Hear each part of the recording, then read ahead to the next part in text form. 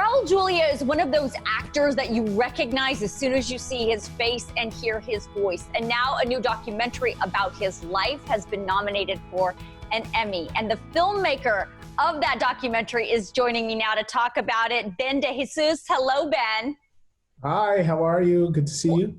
Good to see you. Congratulations on the Emmy nomination. I mean, Raúl Julia, The World's a Stage is an amazing documentary, and congratulations on pulling it off. Thank you so much. It's been a great honor for us to complete the film, and now to be recognized is fantastic. You know, for people, I mean, tell people at home who Raúl Julia is if they don't already know. I mean, like I said at the beginning, when you see his face and you hear his voice, you recognize him. But who is he? What did you learn about him through this process? Sure. Well, a lot of people recognize him as the father in the Addams Family. So Gomez Addams in the Addams Family remake. So he was incredible, iconic for that. But what many people don't realize is what an incredible actor he was, an artist, a humanitarian, an incredible human being. So we wanted to really delve deeper into his body of work, but also the legacy that he left behind outside of his work in Hollywood and theater. You know, he is a Puerto Rican. Yes. But I mean, you have amazing video from his Shakespeare in the Park from the 70s and his performance of Shakespeare. And what is it like? And I mean, and he did it in his accent, you know.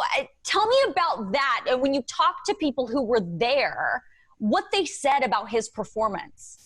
Well, the performance you're talking about is he did a Taming of the Shrew with Meryl Streep when they both were super young. And if you see that performance, you can see little clips of it on YouTube.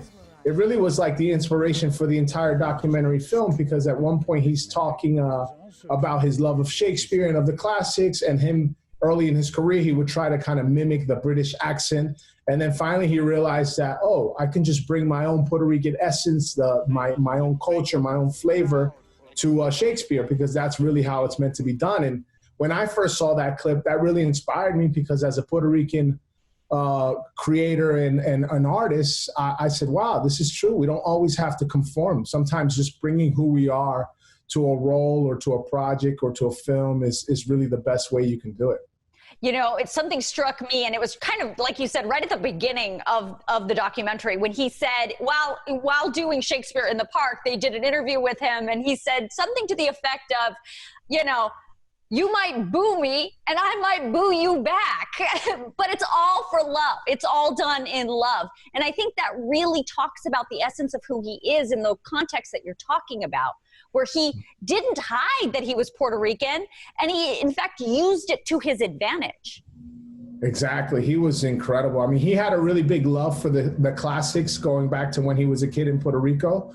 He grew up studying theater, and that was really his first love. So when he would do theater in between movies, it was this kind of like give and take between the audience that you can't really replicate anywhere else. Like, you can't do that in a movie set. So when he would kind of do his thing in movies, he would always go back to the theater and really try to have that connection and bring his passion.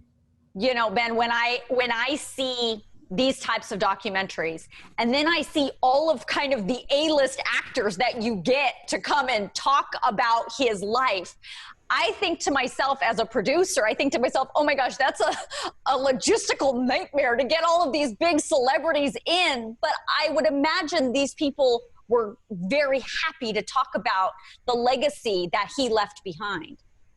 Yeah, they were really in awe of him. Like you mentioned, some of the people in the documentary are really big names. Like we had James Earl Jones, Christopher Walken, Angelica Houston, Benicio del Toro, Jimmy Smits, Esai Morales. We had so many incredible names. And when we would call their people to kind of connect and say, we want to do it, it was always a yes.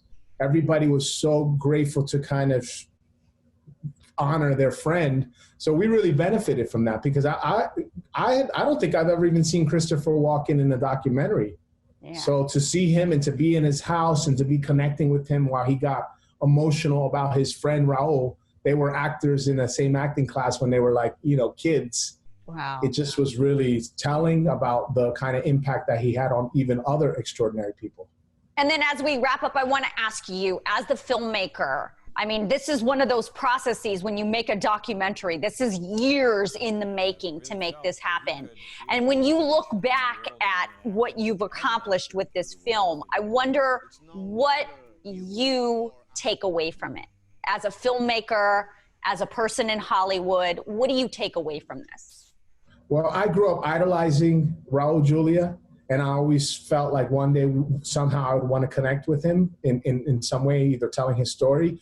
And I just would say for anybody out there is don't give up. Any kind of project, any dream that you may have may seem really lofty and impossible and unattainable, but the most important thing is to just start going in that direction, and eventually good things will happen.